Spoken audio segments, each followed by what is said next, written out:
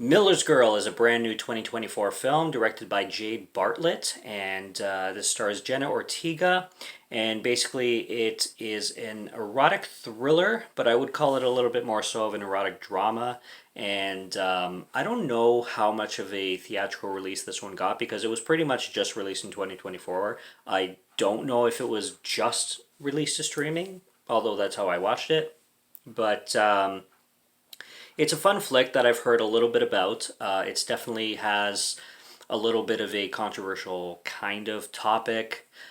Basically, it's about Jenna Ortega playing this student named, I think it's Cleo Sweet, and she's very literate. She likes to read, classic literature, classic fiction. She's very into the book smarts kind of thing, and she meets this professor who she begins to have some kind of friendship slash attraction slash her own motives to kind of exploit, I guess you could say. And the professor himself is a writer turned teacher kind of thing, which we all know in those situations. Usually, writers turned teachers are actually just failed writers who had no other choice but to start teaching. And he gets a liking to this girl himself, and he is impressed with her classic literature intelligence kind of thing. And this film plays off very artsy, very indie, and I really, really like those elements about this film. And I think it's acted very well. Essentially, you have this girl, Cleo, played by Jenna Ortega, basically seducing the fuck out of her professor. And it's funny because this situation does take place in high school. She is an 18-year-old girl, and she actually has a best friend. I forget the actress's name, but she does really well herself. And she also, I believe, plays an 18-year-old girl who she personally is attracted to her gym teacher and starts to seduce her gym teacher. So basically, essentially, this film is about two high school girls having the hots for teachers, and the teachers kind of going with it the best they can. I don't know. There's a lot of strange decisions made in this film, but it's played very tongue in cheek, I would say. Like, a lot of people criticize this film, and a lot of critics criticize this film. I don't think this film is very well liked in the critic community. A lot of the reviews I've heard about it were not good, and I'm a little bit late to the party with this one because I think a lot of people were. This film, I'm pretty sure, was released in January, so it's been out for a bit. But I really had a good time with it because of, like I said, the tongue in cheek.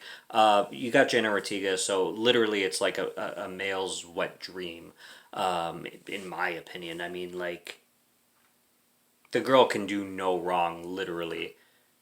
And I was gonna say when I finished watching this film, like, this film felt like it was made by a man for men, but actually this film was directed by a woman, which I'm also not surprised by at all because this film, at the same time as male fantasy, also felt quite a lot like female fantasy when it came to the two students wanting to kind of overpower, but like take control in a sense. Maybe I'm trying to find the right word here. Play with the power dynamics is basically what I'm trying to say when it comes to their sophisticated male teachers kind of thing. And in basically the setup when it comes to taking the movie forward, or kind of the situation that happens, is that Cleo Sweet's teacher, played by Jenna Ortega, her teacher Jonathan Miller, gives the students an assignment, and he basically tells the students to take a classic literature author and kind of rewrite a story using his writing style kind of thing, or her writing style. And Jenna Ortega takes this assignment and she writes this paper, this story, this fictional story, that is very hypersexual. And she chooses to use the author Henry Miller, who is an actual author, and he was very risque in his writing style. And even in this story, he was banned from the school. So the school that they're in, they don't allow students to use this writer's style because it's a high school, and and he's too risque for high school material kind of thing. But Jenna Ortega picks this author anyway, and her teacher allows her to anyway. And she writes this whole fictional story about this fictional situation of her fantasy about her teacher, and then her teacher, Jonathan Miller, gets kind of like weirded out about it, and then it escalates from there and turns into kind of, you know, a tense, like I said, power dynamic situation. But I just love how this film plays out in every way. Jenna Ortega is absolutely gorgeous, of course. Her friend is too. I wish I could remember the actress's name, but I'll put it down here, obviously, because of the power of editing, right? And she also did a really good job too. The teacher, Jonathan Miller, does a really good job. He has this estranged, very odd relationship with his wife, and they live together. And his wife is very, very tame and calm with this whole situation happening with the student too, because she knows everything that's going on the entire time, and she's not like kind of getting in the way. Like she's very, you would think she would be freaking out all the time, but she doesn't. She's very nonchalant. I mean, she cares, but she's kind of, she plays it off as like, well, you're getting yourself in, you're making this bed, so you're the one who's going to have to sleep in it, so do whatever the fuck you want, man, kind of thing. And I don't want to get too in depth with the relationship, but it plays out humorously like that as well. And I like how this film is shot. This film gave me quite a few vibes of a really great film featuring Kat Dennings called Daydream Nation. For anybody who's seen Daydream Nation, it's a different type of film, but it involves that whole student seducing teacher kind of plot scenario that this film does as well. So it gave me those vibes. It gave me a little bit of like late 90s, early 2000s kind of like craft vibes, ginger snap vibes, not in the horror sense, but just the cinematography, the way the film was shot, the way the film was made. And I really like that too. So, especially with Jenna Ortega's outfits and everything, like she really kills it with the literal sexiness of her character. Like she really delivers, and she does this kind of like Valley Girl Southern accent.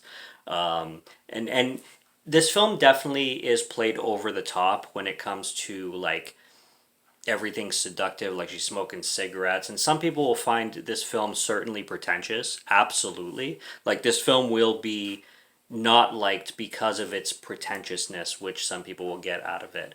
But I think that's kind of the point of the movie, and I think it's really well done, and I think it's very entertaining. It's definitely going to only please a certain type of audience. I guess that I'm that kind of audience because Jenna Ortega, and I don't even care if I'm simping, but yeah, it is what it is, and I had a good time with the film. So, and I think it was.